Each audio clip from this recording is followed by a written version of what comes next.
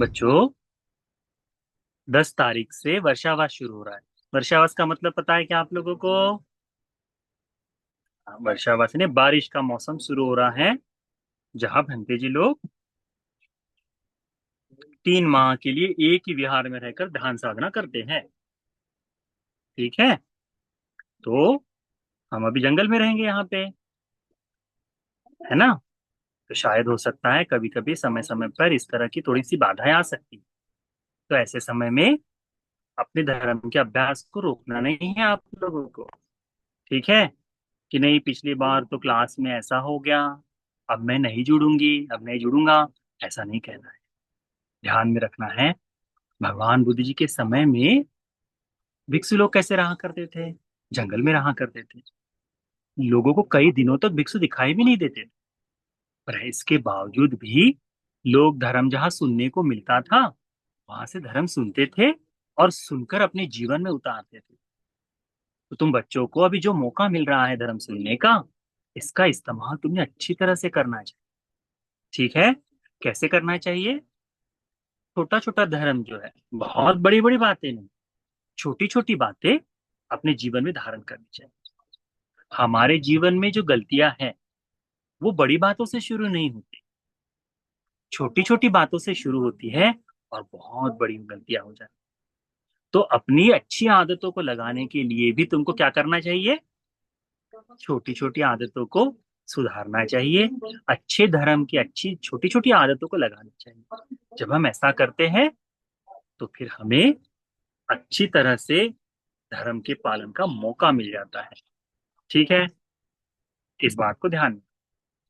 और इस वर्षावास में अगले हफ्ते आप जब हम संडे स्कूल में जुड़ेंगे ना, तब उस समय बंते जी वर्षावास धारण कर चुके होंगे। तो उस वर्षावास के समय तुम बच्चों एक बात बहुत अच्छे से रखो, जिन जिन के घर के आसपास भंते जी है, तुम लोगों के आसपास भंते जी लोग रहते हैं ना, तो चाहे दूर हो, इन थोड़ा सा 10 किलोमीटर दूर भी हो जाए, तब भी 10 दिन में 5 दिन में बंते जी के लिए आप गिलान पच्चे ले जाओ। गिलान पच्चे यानी फलों का रस। उसके बाद में सुबह का नाश्ता, दोपहर के खाना ले जाने की जरूरत नहीं। सुबह के खाने के लिए, दोपहर के खाने के लिए बुला लेना। सुबह का नाश्ता ले जाकर दो, दान में दो। तुम बच्चों को अच्छी वाली हालत पसंद है ना? बॉडी शॉडी बनाना पसंद है ना? हम्म? डोले शोले दिखने चाहिए ना? है ना? तुम्हारी आईसाइट अच्छी होनी चाहिए। देखो, हमको चश्मा लग गया, है ना? हम अभी ऐसा हमको दिखाई कम देता है, तो तुम लोग को अच्छा लगेगा क्या? नहीं। तो तुमने क्या करना चाहिए कि जिससे हमारी सुंदरता बढ़े, जिससे हमारी शरीर बने, ऐसी चीजों का दान बनते जी लोगों को दो। तुम जो दान दोगे, तुमको वही मिलेगा। जैसे खेती में तुम लोग बीज बोते हो कि नहीं? तुम नहीं बोते हो, किसान बोता है। तुम तो मार्केट से खरीद के लेके आते हो। तो किसान क्या करता है? धान को बोता है। धान यानी चावल का जो है ना, चावल की जो पहली बात है वो धान को बोता है। तो धान से क्या बनेगा? चावल मिलेगा। गेहूं को बोएगा तो कौन सी फसल आएगी? गेहूं मिलेगा। आम का बीज बोएगा तो आम मिलेगा। और बबूल का बोएगा तो कांटे मिलेंगे। है ना? तो जैसा फल, जैसा जैसा बीज बोओगे, वैसा तुमको फल मिलेगा। तो तुमने क्या करना चाहिए? अच्छे कर्मों की फसल करनी चाहिए। अच्छे कर्मों को अपने जीवन में जोड़ना चाहिए, करना चाहिए। तो कैसे? भगवान बुद्ध जी के श्रावक संघ को अनुत्तरं पुण्य खेतंग लोकसाथी, इस लोक में, दुनिया में सबसे बढ़िया पुण्य की खेती का खेत कहा जाता है। यानी खेतंग का मतलब होता है खेत, क्षेत्र केवल नहीं, खेत। तो भगवान का संघ जो है, खेत है। और इस वर्षावास के समय में भिक्षु को चाहते न चाहते हुए बहुत से धर्म का अच्छा अभ्यास करने की जरूरत पड़ती है। तो जब, जैसे देखो, हमने पिछली बार एक कहानी सुने थे। क्या कहानी थी? कि जब ग्वाला जो है, जो गाय भैंस या बकरियां चराता है, जब खेती में फसल लगी हो, तो क्या करता है? बहुत सजगता से बकरियों को, गाय को हाँकता है। गाय को खेत में नहीं जाने देता क्योंकि फसल खराब कर देंगे। पर जब फसल नहीं लगी हो तो खुली छोड़ देता है, जहां चाहे जहां जाए, जो खाना चाहे खा ले। वैसे ही धर्म का भी है। जब तुम्हारा पुण्य का क्षेत्र है, तो इस पुण्य के खेत में जैसे तुम खेती करोगे, वैसे तुमको क्या होगा, उसका फल मिलेगा। तो इसीलिए बच्चों तुमको क्या करना है, अनुत्तर ऐसे पुण्य के खेत में खेती करनी है। तो खेती कब करनी चाहिए, जब खेत अच्छी तरह से जुता हुआ हो, खेत अच्छी तरह से बना हुआ हो।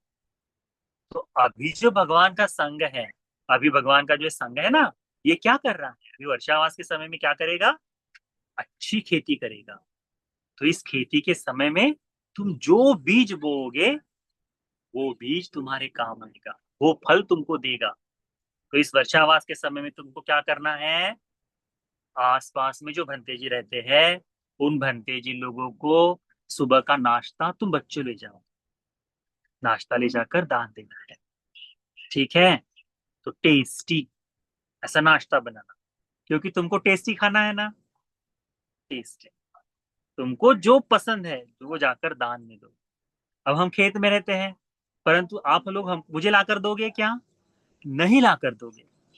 तो हम किस लिए बता रहे, कि तुम लोगों में दान का भाव जागे, तुम्हें ऐसा ना जागे कि भंते जी को खाना है इसलिए भंते जी हमको बता रहे हैं।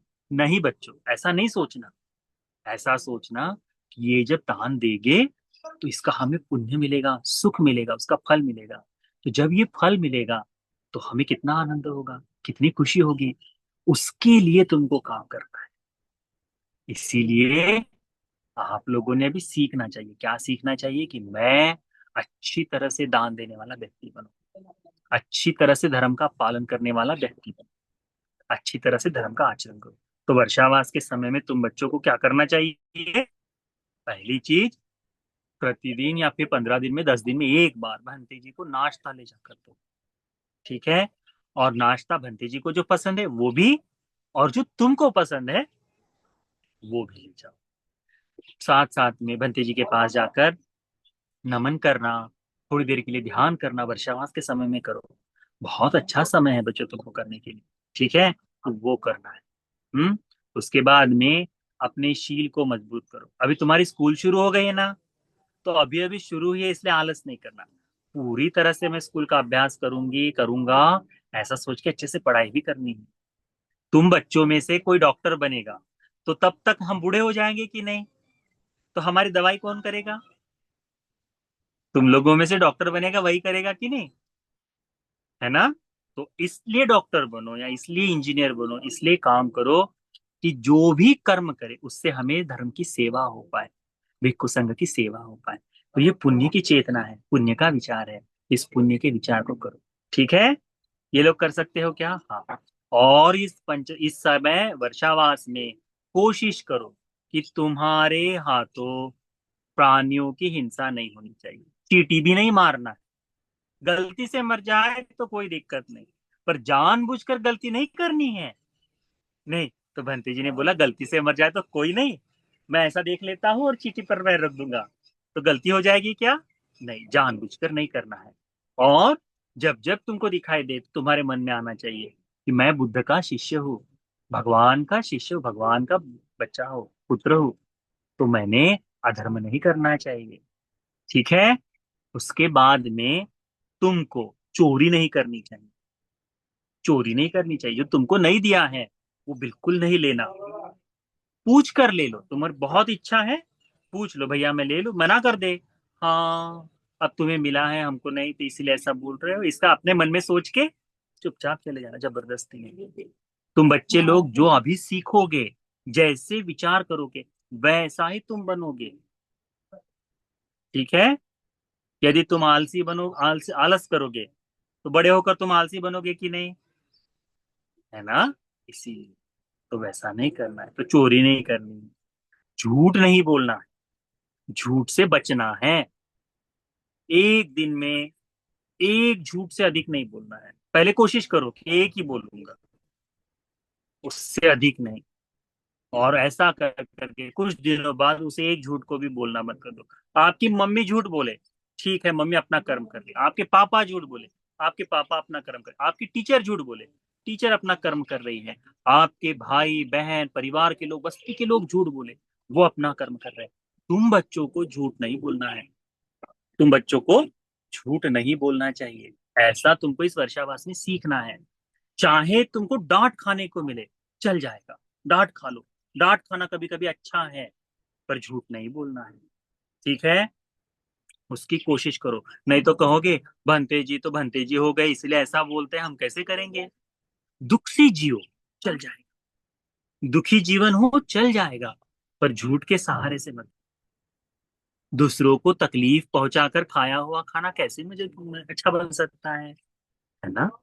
तो उसके बाद में, अभी तो तुम शराब वराब नहीं पीते, तुम बच्चों में कोई नशा करता है क्या?